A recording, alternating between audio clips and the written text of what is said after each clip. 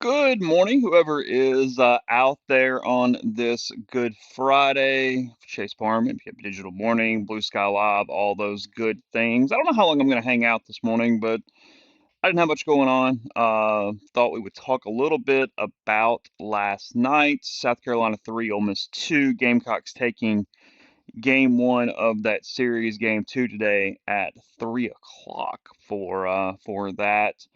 Comrade Tate, good morning. Says Ole Miss baseball is Ole Miss baseballing again. Yeah, a little bit last night. So there's several different things to get to.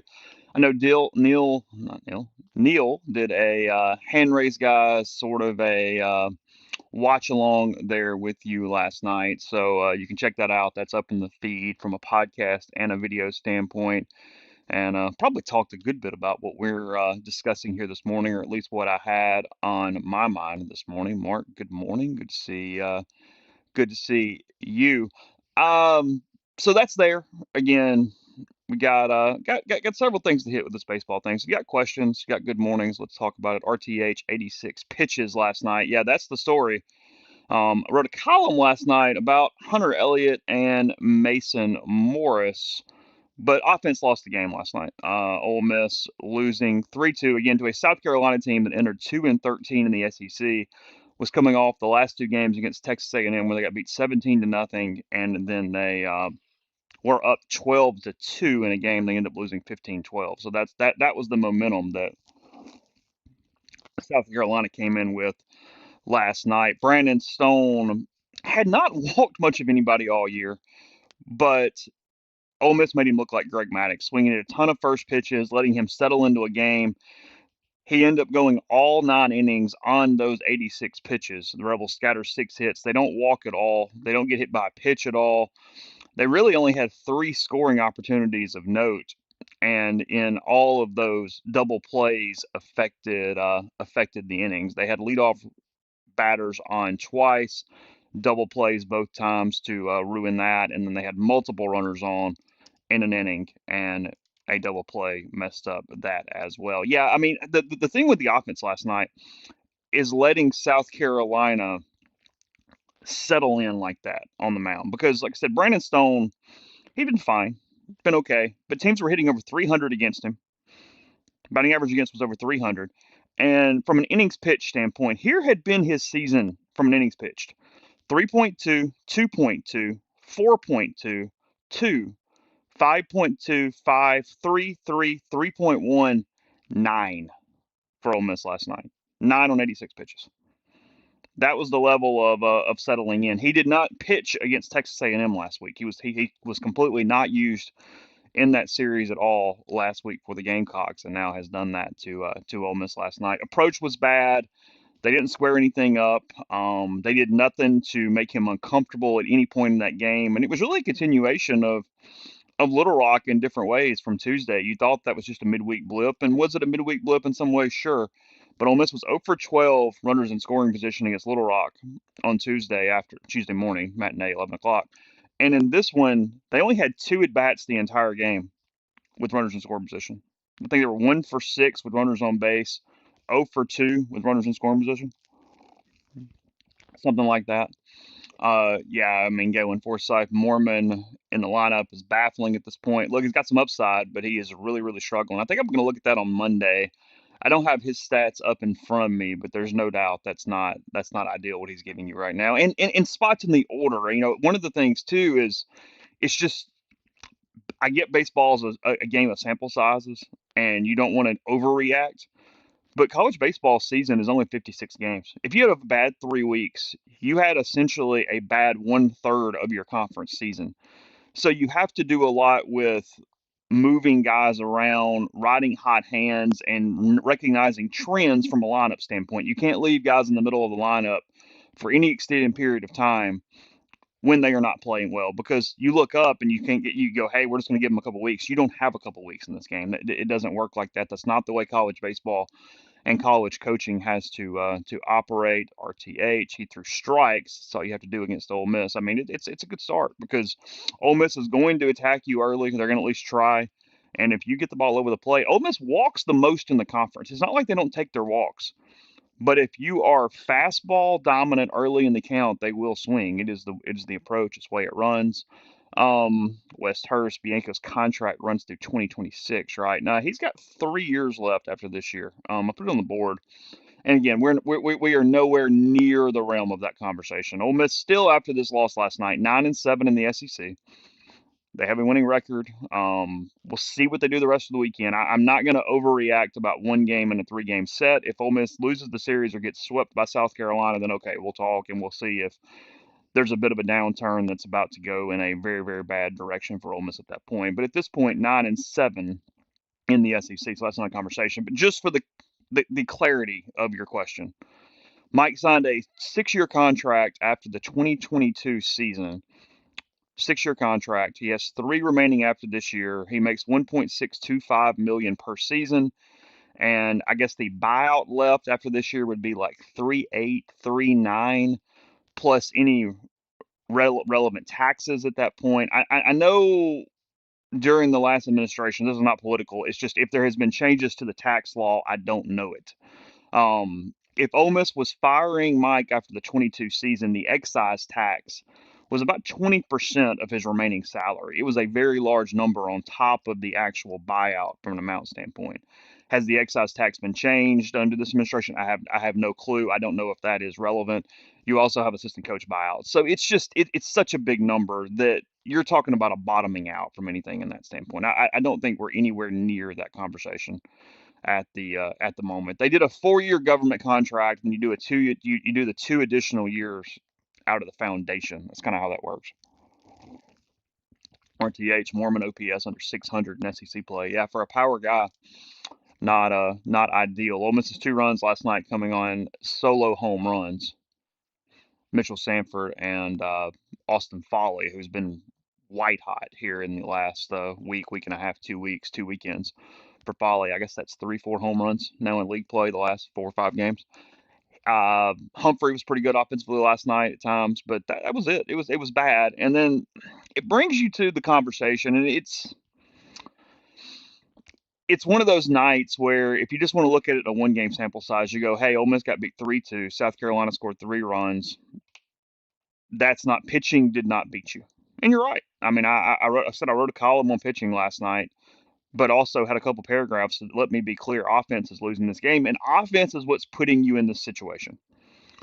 In a perfect world where you're scoring runs and you're getting either aces out of the game or you're hitting aces, the plan to start Hunter Elliott and then bridge him to Mason Morris, it's a pretty good plan. It worked early in the season. It beat Arkansas on that opening night of SEC play. It's it makes sense. I get it.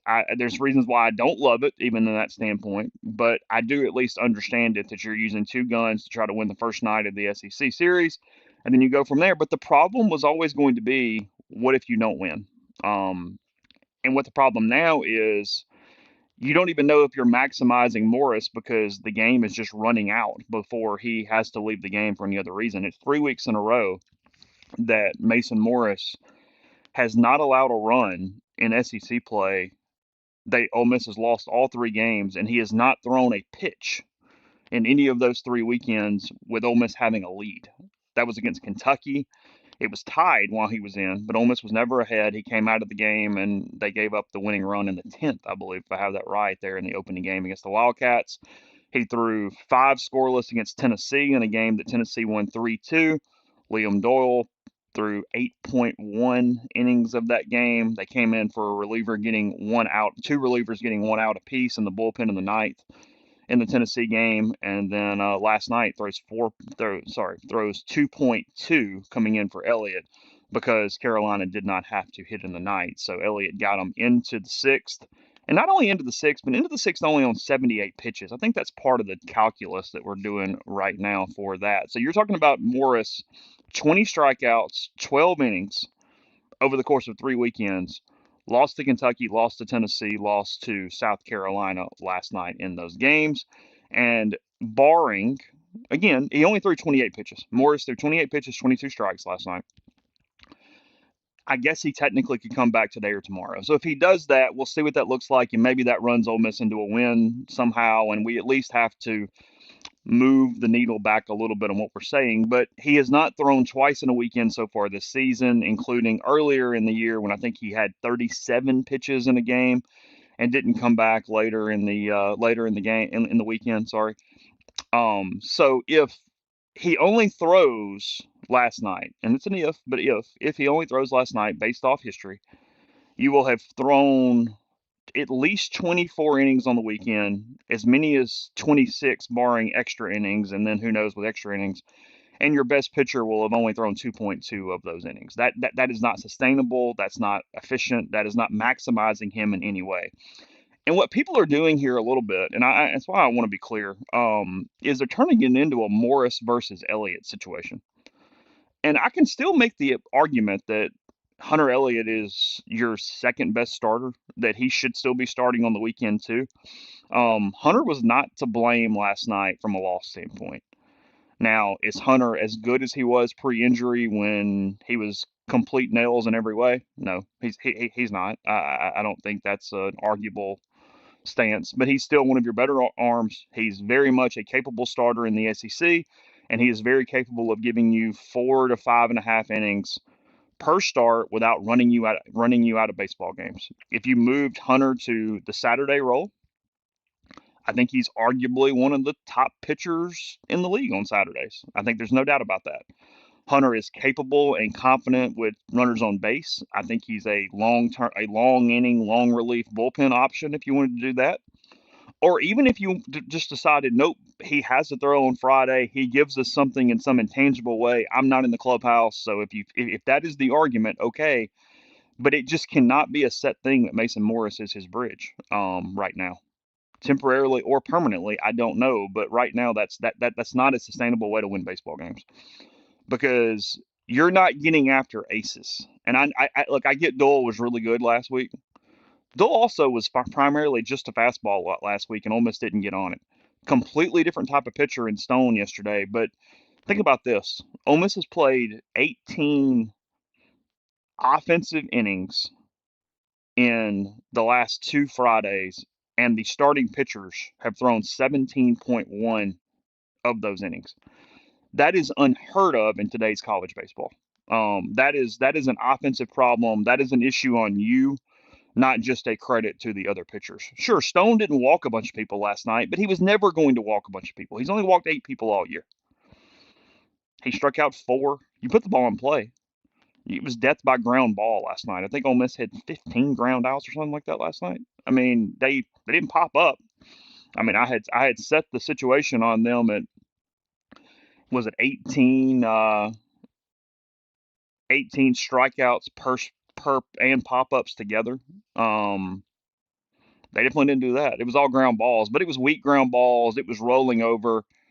And yeah, I mean, Red says it here. He's 100% correct. It was the story of last night. He says we're hunting fastballs and not connecting, especially first pitch fastballs. Yeah, and it gets you in a ton of trouble. You end up rolling over a bunch of first pitch fastballs, and then all of a sudden you're just kind of out of it at that point. So the offense has got to be better. Look, you're not going to win on Friday nights in the SEC with the offense doing what they're doing. Coaches want to get into their bullpen. They understand they have to get into their bullpen. A coach is shocked when his own pitcher goes deep into a game in today's SEC. It's just not where we are. So Ole Miss not doing everything to maximize that offensively is an issue, and they're running through a little bit of problem with that the last couple of weeks. Even against Kentucky, they got the starter out. It wasn't like he went crazy deep, but Ole Miss only scored 4 runs in 10 innings. They're not maximizing. It's if you can do whatever you want to. You can feed whichever monster you want to feed. If you want to be Pollyanna and positive, you're not maybe not wrong. You go, hey, they're 9-7. The offense hasn't been an issue. Look at the stats. They've been pretty good. They've won a lot of games for you. Can still get the weekend. You're okay in the back half. Hosting's not out of the question. Sure, 100% right. But if you're skeptical, I'm kind of in the middle. If you'll notice, if you're a member of RebelGrove.com, if you're not, you should be member of the Rivals Network. People were altering their projections of where Ole Miss was going to finish this season, and I didn't. I said 13-17 prior to the year is where I had them in the SEC, sneaking into the SEC tournament. I mean, sorry, into the NCAA tournament, and I didn't move the needle a ton after the hot start. I think I had them 15-15 in my next projection. Um, and it's because I get analytically it's where we are with college baseball, but I think they're too home run dependent. I think they have some issues moving the baseball at spots in the lineup, and certain guys are kind of sticking, almost like in basketball, how you say the ball sticks with certain players and it doesn't move the offense. It's kind of getting that in a lineup standpoint for Ole Miss right now against the better teams that they're playing. I think you're seeing that. So it's not that they can't come out of it, or they can't get hot, or they can't go on a run, or they can't be very nationally competitive, but I do sort of see those warts and flaws, and I think those are maximized when you're asking so much of your bullpen on the other side. I don't think Ole Miss's bullpen is as bad as it gets credit for being at times. I actually think it's better than it gets credit for being. But when you are using Elliott and Morris and falling behind 0-1 in the series, it's putting a ton of stress on the rest of your bullpen. Riley Maddox has been the guy that's bailed him out the last 2 weeks. Maddox has been great. He beats Tennessee last week. He gave them a chance. 5 innings. I think he's only allowed one earned run. No, sorry, two earned runs, three total runs in the last 10 plus innings, something like that. You just can't have your first starter leave the game at 78 pitches in a game that's 3-2. It just doesn't work. It stresses everything, and you're relying on Morris to stay competitive, not give up anything. He has no margin for error. If you start a pitcher, he has some margin for error. We have 9 innings to go. You got to play the whole game the whole way. I just think at this point, your best pitcher has to be a starting pitcher, and that's whether you want to do it on that's the way, however you want to do it. Friday, Saturday, I don't care. I mean, I know what I would do, but again, I'm not Mike. I'm not criticizing which day he would choose to start Morris, but I think Elliott and Morris have to be two of your three starting pitchers. I think Mason Nichols, who's done a pretty good job on Sunday, has shown that he can be a very reliable multi-inning bullpen arm. Some version of Morris, Elliott, Maddox, Elliott, Morris, Maddox makes sense. Mason can get outside of the bullpen. He can give you high leverage innings. He can not walk players. He can run his fastball and the velocity up. I don't mind that. I just know this is not currently working, and when it happens 3 weeks in a row, because of your offense, but that's a factor. Look, you've got to bake the whole cake. And what I've noticed, and I think it might even, maybe I'm projecting here. This is my opinion. Mike can yell at me and tell me I'm wrong if he would like. It's fine. I'm admitting I might be wrong. But I think Mike knows that he's got limitations in his current situation, and he just isn't 100% sure how to fix it. Because in the past, and we've done interviews with Mike, and they lose a close game like this 3-2, he doesn't really get on the offense as much. Sometimes he goes, "Hey, if you're a pitcher, you just got to be better. If you're not gonna get a lot of runs, you got to hold them close.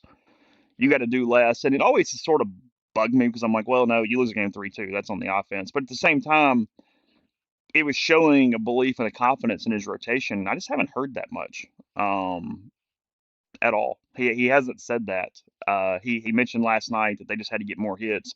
It was very straightforward at this point. RTH asking, who do you want at the plate runners on? I guess I could pull up their runnings and score position stats. A little harder to do without a co-host at the moment because I don't want to have a lot of dead air. But let me see if I can quickly find those. I'm not sure if I can or not. We'll see what they are hitting with runners in score position at this point per player. Peyton, last night was a really weird game. I had no idea the hitting game plan was, but no reason their guys should have gone the whole game. No, I mean, that's the problem.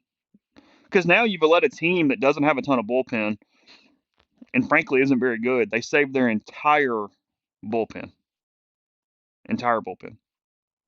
Um, you can still win the series. And if you take 2 out of 3 on the road, look, South Carolina's not Missouri. Okay, it's not some guarantee that you had to take all three or you're in a bad spot. It's still about winning the weekend. Ole Miss can still do that, but you wasted your two best arms, and it's a waste because you didn't win the game. I understand you saved the rest of the bullpen. I don't want to argue semantics about it being a literal waste with no value. That's not my point. So let's not do that. That's all I'm saying. Runners in scoring position. Campbell Smithwick 333, Luke Hill 370, Will Furnace 310. Braden Randall 118. Utermark 259. Federico 296. Mormon 308. Chang 429. Reuter 429. Sanford 392. Humphrey. Oh no, I'm sorry. My bad. My bad. Let me start over. I apologize. I got on the wrong line there. Smithwick 333. Hill 370. Furnace 310. Randall 118. Those were right. Utermark 259. Pano 167. Federico 296. Mormon 308. Chang 333. Reuter 0. Sanford 275. Humphrey 260. Folly 233. Those are the numbers.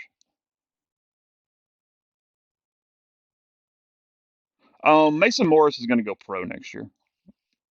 Galen says, "What happens if you make Morris a starter this year? If you don't make a starter, will he jump ship?" He's going pro. Mason Morris was a top 50 prospect in the Athletics list or whatever early in the week. But let's do this though. Let's look up their stats just in SEC games. Because again, they played Missouri here, and that weekend is still like 1/5 plus of your weekend, and it was such a strain. You played the worst team in the league, and it was in that windstorm. Batting averages in SEC play. Braden Randall 364, Chang 360, Furnace 333, Hill 328, Foley 323, Sanford 300, Humphrey 290, Utermark 284, Federico 222, Mormon 167, Smithwick 143, Pano 111. Limited opportunities there for those two guys. Obviously, OPSs. Chang, Furnace, Hill, Foley, Sanford over 1,000. Those are the guys over 1,000 in OPS. So again, you got to do something. Today, I would expect some form of Maddox to McCausland is probably my guess. But you got to hit. I mean, they're pitching a guy today with an ERA over 7. You just got to hit. I mean, you got to hit your way out of this because that's the way this team is built. This team is not built on dominant starting pitching.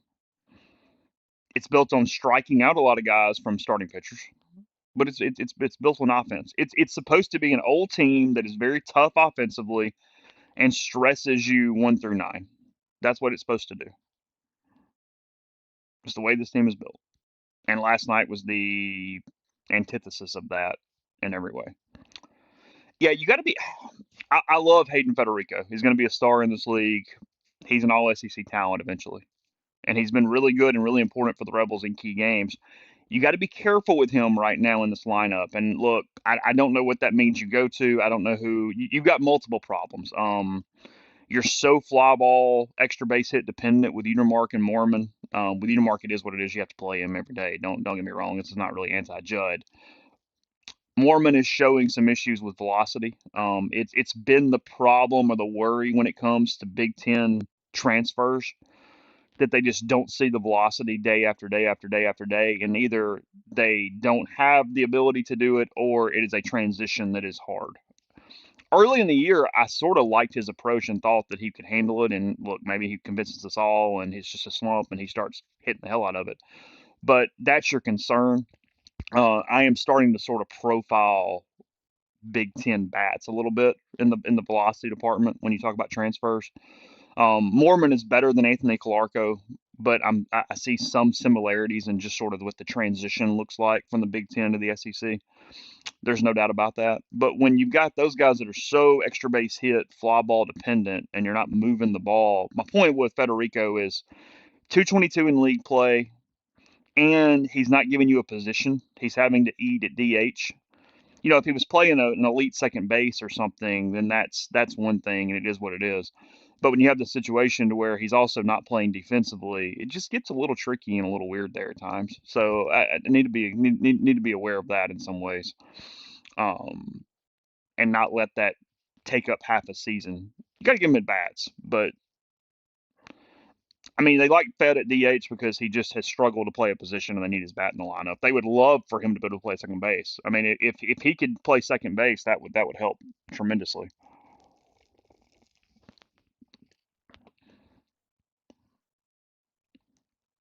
And they have a weird outfield because Mormon's been pretty good out there. He's been better defensively than I thought. Humphrey has been elite. Isaac Humphrey's not getting the credit he deserves for how good he's been in the outfield. I saw the analytics website this week named him one of the top 10 outfielders in the country from a defensive standpoint, maybe the number one outfielder in the SEC. And then Sanford has made some really big plays, but then he's had those drops. He's just had too many errors from a corner outfielder. When you look at defensive runs lost because of that. So look, big day for Ole Miss. You got to get today. You can't say that you're in line to host. You got Vanderbilt in next week that really pitches. They held Georgia to 1 run last night. Their ace was very good against the Bulldogs.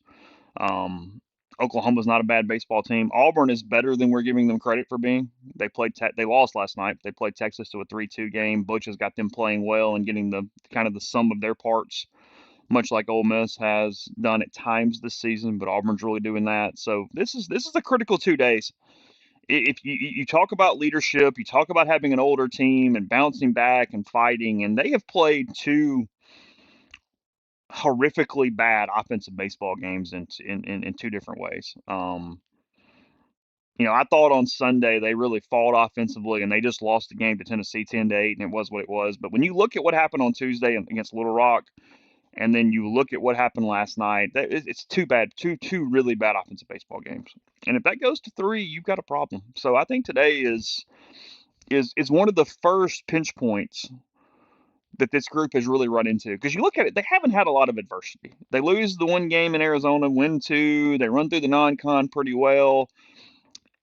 They had the loss on Sunday to Arkansas, but you could build off that. They immediately sweep Missouri. They beat Florida 2 out of 3, even though they blew a game. They beat Kentucky, kind of skin of teeth. I mean, you look at that series analytically, and remember, Ole Miss only led at 2 of 30 at the end of 2 of 31 innings, and won those two games with the one inning that they were ahead.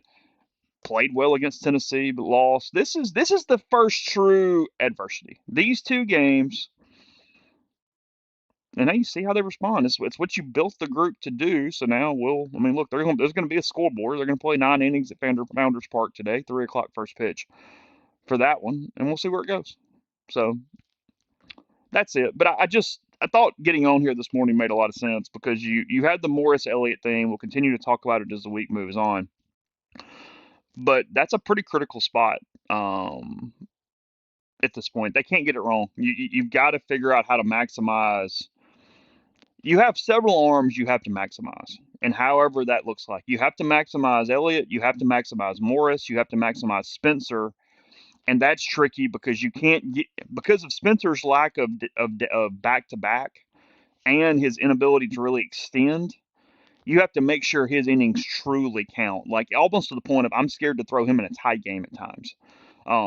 But Spencer, Elliott, Morris, Maddox, Nichols, they have to give you the majority of your 27 innings in a weekend. And then you use the right spots for Canny, for McCausland, for other guys who you think can give you something.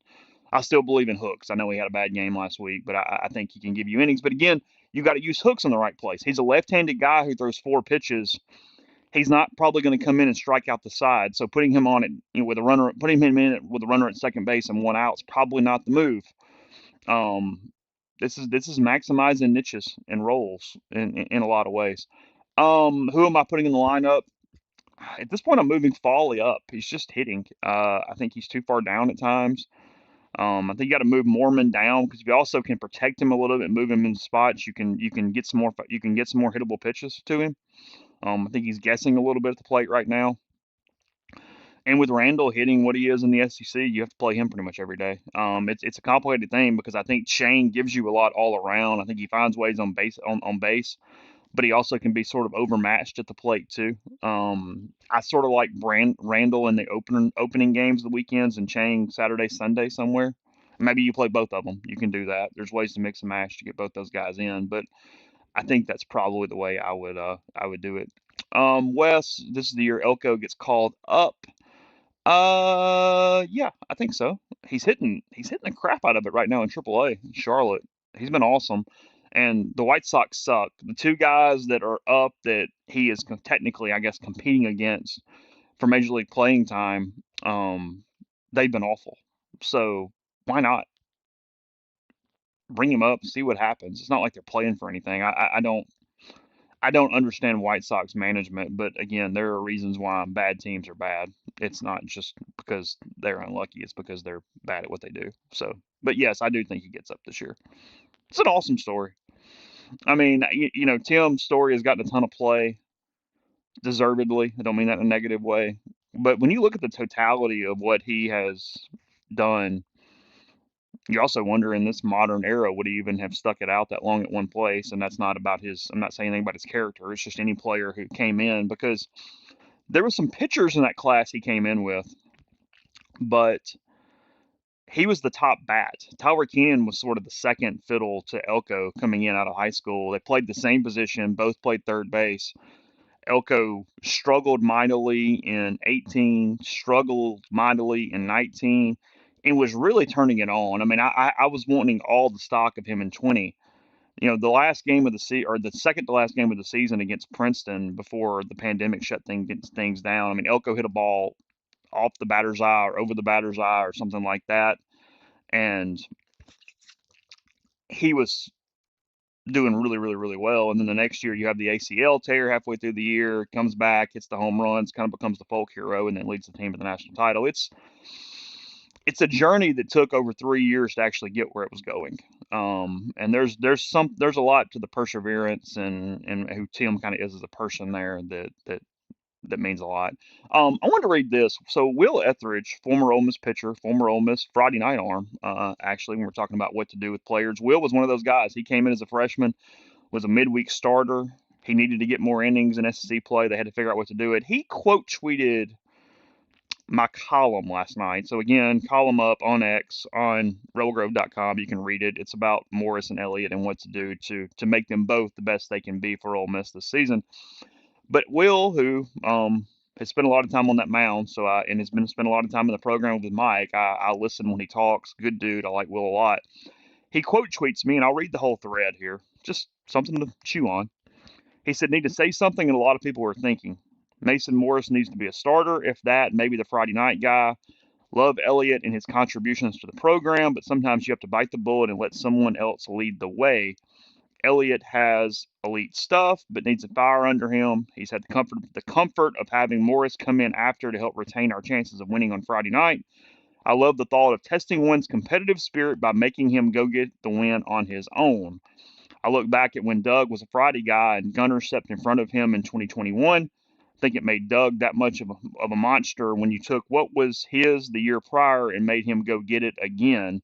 There was a time that Rollison was moved back a day. It only lasted one weekend in 2018 versus State, but he didn't let that happen again. Here's the biggest sign of a true Friday night guy, and I'll leave it at this. If you don't have your offense that night, you go get yourself a 1-0 win. You have to go get yourself into the seventh, eighth, or ninth, and don't let Bianco pull you. Go out on your own terms. So, again, guy who's been out there, steady. That's what Will says, and I get that. I mean, I do think there's some security knowing that you have somebody coming in. I mean, it's such a different situation, and I don't know exactly why. I mean, Mike again pulled Hunter at 78 pitches, 3-2, 78 pitches. He had walked a guy, and the next two batters up had a hit off of him the last time up, and they both hit right-handed against left-handed pitching. One just straight a right-handed bat, and then one a switch hitter. But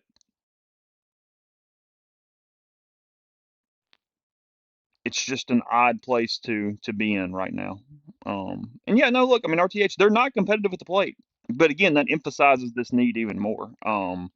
But offense is what lost the game. I mean, I do not want that to be misconstrued. I feel like that happened 10 or 15 times last night with different people. Is oh, well, the pitching was fine because the offense lost it.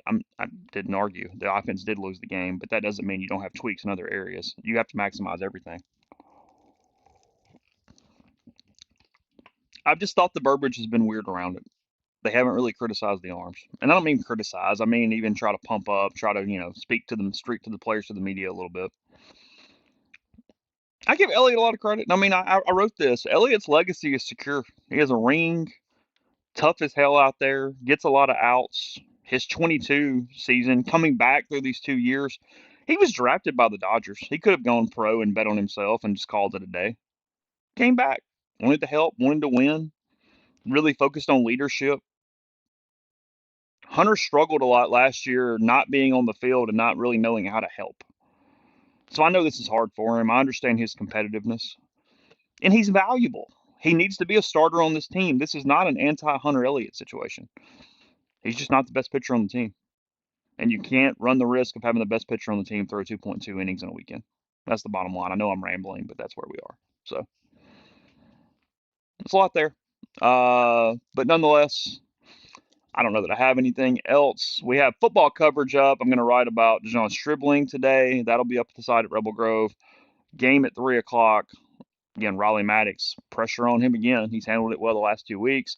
Watch his velocity. It doesn't need to be quite so high. His sinker is better than his outright fastball.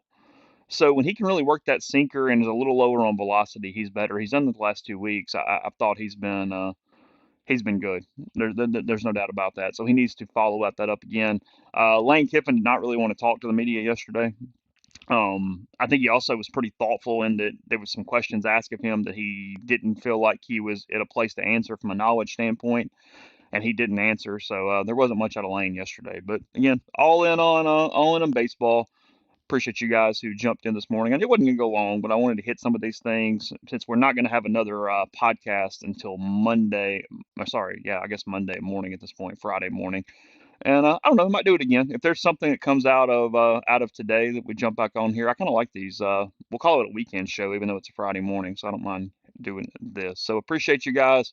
I'll put this up in podcast form, and then check out rebelgrove.com as we will continue the conversation. So again, Neil did the watch along, did the hand raise guys last night. Have a good Friday. Take care, and we'll talk to you again soon.